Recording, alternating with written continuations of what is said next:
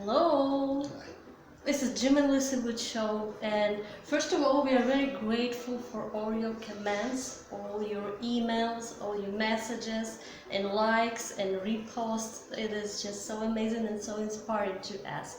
Now, ladies who messages Jim after our videos, I don't know what you're hoping for, but that's another story. Yes, I know. I gotta tell you the truth. Lucy has been a little bit upset about me. I mean, not too upset, just a little bit upset because the name of the show is Jim and Lucy Woods Show. She wants to get top billing, but again, after she said that, she reminded me that she always gets top billing. So there you go. Exactly. It may say Jim and Lucy, but we know it's Lucy and Jim. And today I got a new shirt for my birthday last month, and as you can see, as always, I am dressed by Lucy. Seriously. Anyway, today we are talking about the couples. How you appeal as a couple depends a lot, depends mostly actually, on the level of your relationship.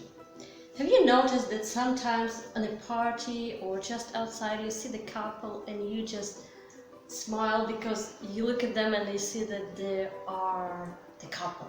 It's not about power couples or anything. They just like they belong together, like they're so comforting, even just look at them. And Yes. in this crazy world when everybody's 20, 30 years old plus, we keep dating, trying to find our significant other, and then failing, trying to find again. And something like this, when you notice the couple that projects this confidence and this comfort, it is really, really nice. So how can you create it? Well, we've talked about this quite a bit, and if you were to go back and review the videos and podcasts we've done, they all create this circle. And the circle is to first respect yourself, and you respect yourself by being confident in what you're saying, and if you're wrong, you correct it, but by the same token, making sure you take care of yourself. Now, Lucy looks like this all the time. Sure, she sleeps like everyone else does and so on, but she's always taking care of herself, you know, from fitness to how she eats, what she eats, what goes in her mind. She's very focused on what goes into her mind. She doesn't gossip. She doesn't spend her time on doing that. She's not reading gossiping magazines. She's reinforcing her mind all the time from the ground up to out. So she doesn't pretend it. She literally walks the talk, because she's thinking about what she wants to look like and how she wants to behave later on. And she knows that as our brain goes, what we put into our body controls what we do with our brain, and that controls the rest of us. So what you want to do is make sure that you're working hard and improving yourself, and then you begin to build this relationship. Because I learned a long time ago, after, I don't know if you've ever had a failed relationship that you thought might work. I know I have. And I'm embarrassed to say that I have, but I really have. And the one thing I learned from those relationships is when I met Lucy was that I can't keep, the baggage I was carrying along wasn't the baggage of the people, it was my baggage. Because I always saw myself as being less than, and then more importantly, I wasn't being flexible in my approach. I always thought that I had less to offer, and so I behaved that way, that I had less to offer. In this case, I married someone that's great. That's a great person that knows about the world affairs, that knows about things. We talk about everything. You name it, politics, medicine, each other, everything. We're together 24 hours a day. We really are. We have a large condo, but we're always together, and we trust each other. So a great relationship is going to depend upon trust. And it's not just trust, it's really a lot of work. When you see these couples that look so confident and so happy, it doesn't mean they don't have their bad moments, or they don't ever fight, or simply have disagreement, not necessarily fight. They do, but the point is you need to work on yourself first and on your relationship second. And trust is important. Doing things together is important as well. So whatever you can do together, it is important. Not just you meet in the house after work day and sit in different corners, do your own thing, watching different shows, or just one will be playing computer games and another will be trying to read, or one will be doing all the housework and another one will be just reading or napping after work. So yes, the relationship takes a lot of work, and in order to achieve success in this, you not just need to work, you have to be committed to the relationship. Now, when we got married, what did you say? Help me? Sorry. I'll pay for that later on. Yeah, that's what he said. And he said that we are committed. Remember those wedding vows that we all say, but not always follow? So I want you to follow. Once you committed to something, you have to make sure you're doing absolutely everything.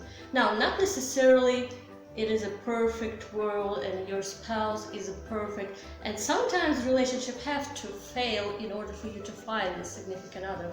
I know, we know it well, right? She's still bragging about all the work she did on me. I mean, I gotta tell you, not only am I dressed by Lucy, I am built by Lucy. I mean, yeah, she happily takes all the credit, all right?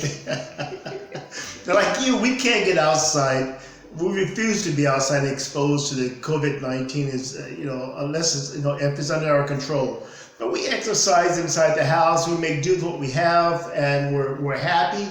I mean, I once listened to one of the top-selling audio programs many years ago by Dennis Waitley, who was a prisoner of war in Vietnam for many, many years. And he talked about how he and some of the other prisoners would actually play golf. I mean, not hit the ball with a club. They would, with a cup rather, they would actually play golf, rounds of golf, physically. And mentally rather, they would play the rounds of golf. And so I want you to think about this, that where this seems like for some of you, it can seem like we're never going to have enough food, we're never going to pay the rent, it's never going to get any better. It can get better. It may not, you cannot control what happens outside of your home, but you can control what happens in your own sphere, and your own sphere is bigger than you think it is. It begins here with yourself. It begins with your attitude and love for the people you're with. I mean, my relationship with my wife is the most important relationship I have, aside from myself. And what I mean by myself, it means that I had to put myself in a situation or in a shape that she desires me, that she wants me. She loves me, but I want her to desire me and love me. So get up, take care of yourself.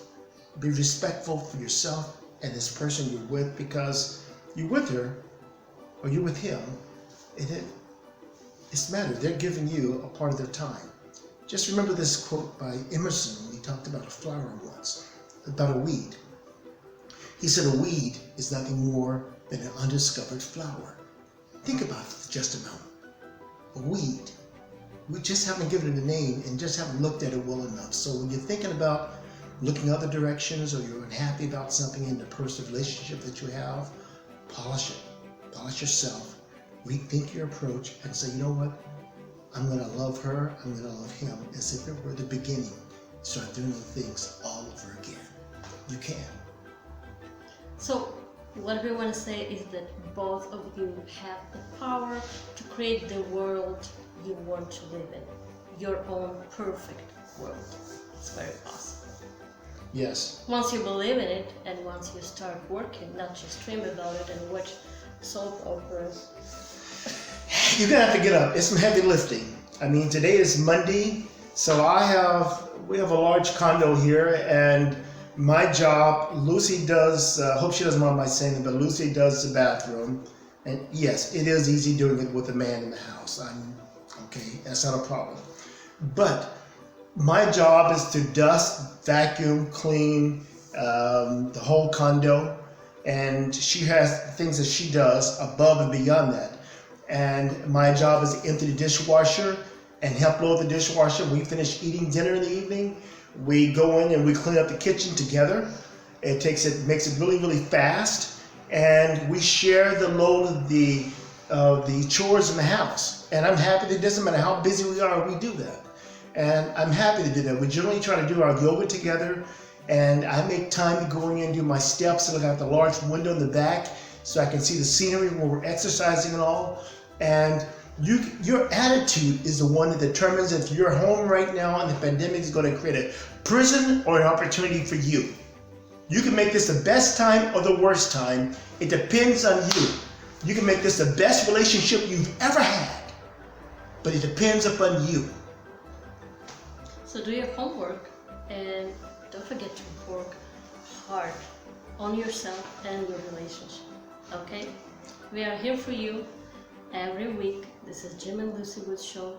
Don't forget to hit subscribe button. Oh, before we go, I need more points. I gotta tell my wife how much I love her.